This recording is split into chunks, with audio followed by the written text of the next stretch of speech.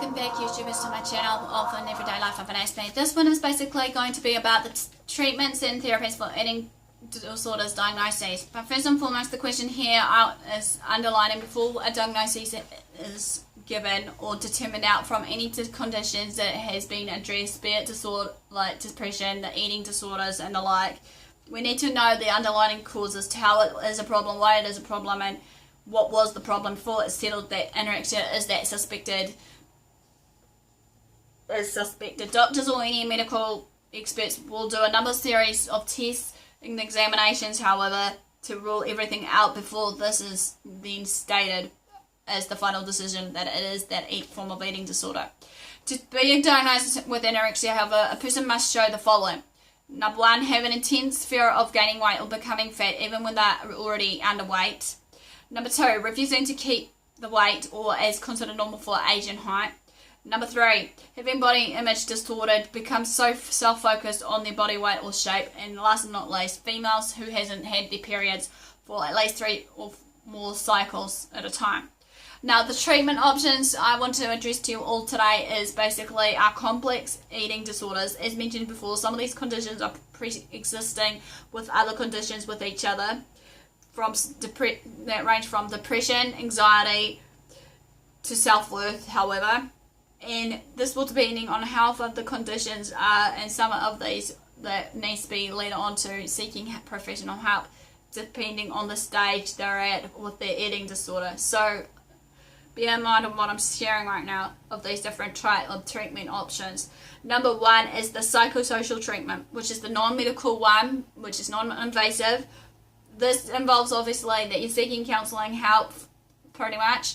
You're just talking to the counsellor that can address your emotional needs, which would include the following examples: your thinking, your behaviours and relationships, etc.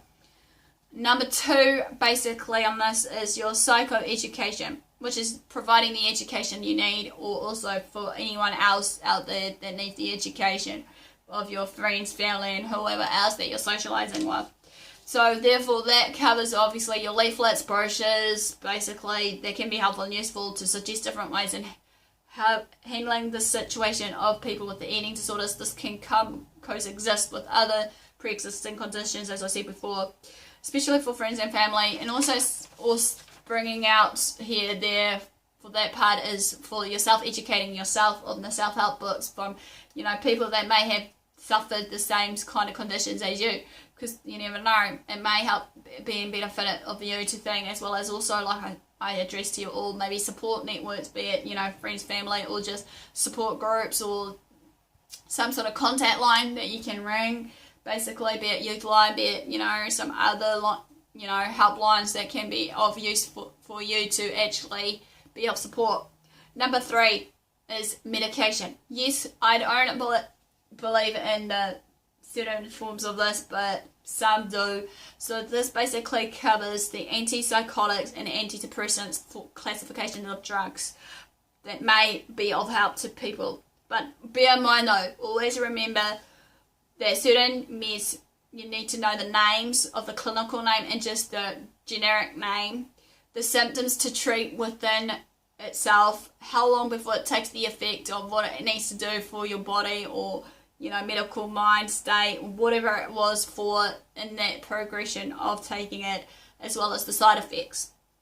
All these key factors are important when it comes down to the medication side, obviously, so that hopefully if something wasn't right, that we can actually find something that will be of useful for others.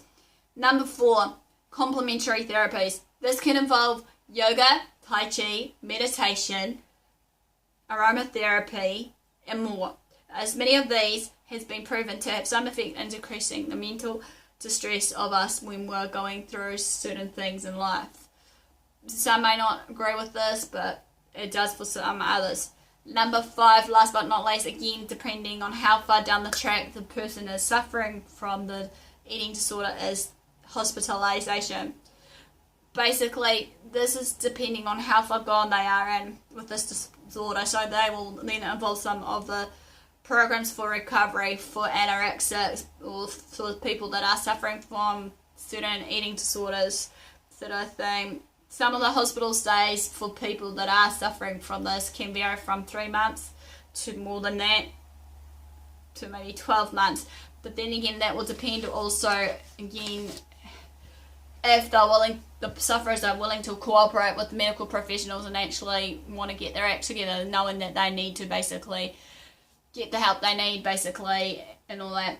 But all no further ado, basically, just before I end this, again, I advise you all to seek professional help. The earlier the better, because obviously the earlier the better, meaning the earlier the better detection of what's going on with you, and that you'll have the better help that you'll need to receive for yourself. So basically, thanks for watching, thumbs up for support, basically, comment below, basically, also share my videos, basically, follow me on Twitter and Facebook, AspieAnswersAll, basically, subscribe to my channel if you haven't done so. Thanks for watching, guys, love what you do what you love, and I'll see you all again soon. Ciao for now.